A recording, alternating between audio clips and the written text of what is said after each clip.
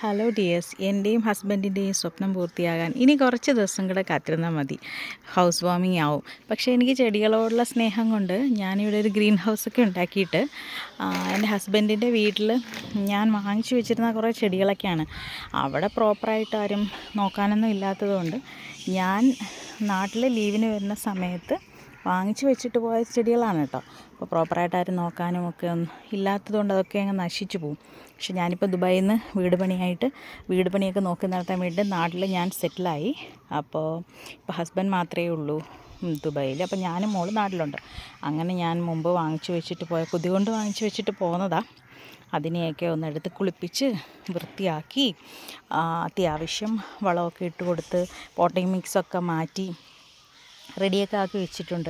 ഉണങ്ങി നിന്നിരുന്ന കമ്പുകൾ മാത്രമായിട്ട് നിന്നതൊക്കെ ഇങ്ങനെ പൂക്കാൻ തുടങ്ങി. അതാ നമ്മളവരെ സ്നേഹിച്ച ഭക്ഷണവും വെള്ളമൊക്കെ കൊടുത്താൽ അവർ നമുക്ക് തിരിച്ച് പൂവൊക്കെ തരും. അങ്ങനെ കുറേ അധികം ഉണ്ടായിരുന്നു റോസ് ഫ്ലവേഴ്സ്. ഏകദേശം ഒരു 100-100ഓളം റോസ് ഫ്ലവേഴ്സ് എനിക്ക് ഉണ്ടായിരുന്നു. പക്ഷെ അതെല്ലാം നശിച്ചു. നോക്കാനും കാണാനും ആരും ഇല്ലാതെ അങ്ങ് പോയതാകാം. ഭയങ്കര വിഷമം തോന്നി.